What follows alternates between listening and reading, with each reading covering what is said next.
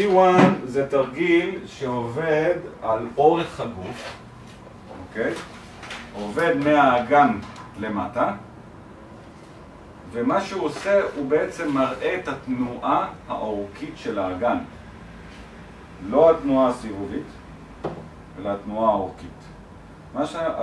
מה שאת צריכה לעשות, וזה, אני רוצה לתת לכם פה דגש, אולי כדאי שגם תרשמו לכם את זה, זה תרגיל שהוא טיפה מסובך למטופלים להבנה בהתחלה. הם עושים כל מיני דברים אחרים. אז מה שאני עושה, אני מדגים להם דרך הידיים. אני אומר להם, אלה הרגליים שלך עכשיו. אוקיי? זה האגן. מה שאני רוצה שתעשי, זה כאילו שאת רוצה עם הרגל לדחוף את הקיר. התנועה היא מאוד פשוטה. בזמן הוצאת האוויר, את כאילו מושכת רגל אחת ומושכת רגל שנייה. כן? רגל שנייה עכשיו. בדיוק. תשמים לב, התנועה היא קטנה. כל התנועה הזאת מהאגן עד הרגליים היא תנועה קטנה. לכן אני צריך, ואני אתן לכם את זה עוד פעם בהדגשה, ברגע שאני רואה שהתנועה היא קטנה, גם טווח העבודה שלי באותה תנועה הוא קטן.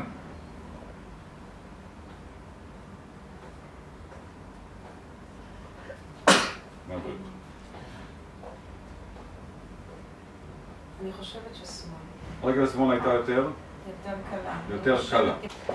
כל מה שאני עושה כרגע זה חובק את העקבים. לא לוחץ, אלא רק מניח את היד. יד אחת, אני הולך לעבוד על שמאל כי היא הייתה קלה, נכון? יד ימין, שהיא חובקת את רגל ימין, היא רק פה. היא לא דוחפת, היא לא מתנגדת, היא רק שומרת שהיא לא תזוז. אוקיי? הפוך, כאילו יד ימין חובקת את שמאל כדי להתנגד לה. עכשיו, אני לא מתנגד מההתחלה, אני רק מניח את היד. קחי אוויר, וכשאת מוציאה תדחפי את שמאל. להחזיק, וכל מה שאני עושה זה מתנגד לתנועה. אני מרגיש בימין, בשמאל שלי, לשחרר. אני מרגיש בשמאל שלי מה קורה ברגל. שוב, אמרתי, אנחנו עובדים הרבה בתחושות, הרבה עם הידיים. ברגע שאני מתנגד כאן, משהו גם פה קורה. אוקיי? נסו לראות אם אתם יכולים לחבר בין שתי הידיים. ברגע שאני פה מתנגד ואני פה מרגיש מה קורה, זה נותן לי הרבה. שוב, קחי אוויר, לדחוף, להחזיק ולשחרר. אחד הדברים שאתם יכולים להרגיש ביד השנייה, זה מכיוון שאני לא מזיז אותה, ואני לא הולך עם הרגל שלה, זה כל פעם שהיא דוחפת יותר, הרגל הזאת עולה יותר, והיא מתנתקת לי מהיד. ברגע שאני מרגיש את זה, סימן שהאגן מתחיל להתיישר. אוקיי? אתם מכירים את הקטע הזה שבה מטופל ויש אורך רגליים לא זהה? אחד התרגילים שמיישר את הרגליים זה זה.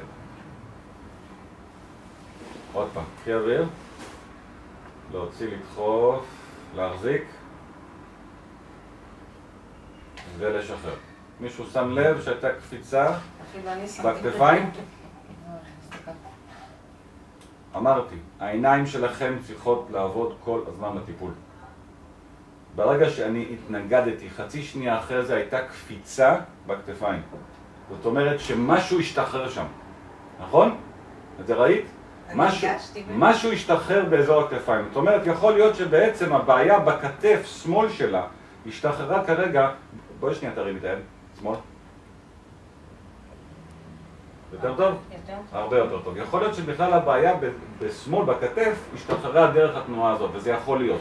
כי אתם תראו בהמשך שאנחנו נעבוד, פה נגיע לבי של הגב, כן, תרגילי הבי של הגב, הם רק על כף הרגל.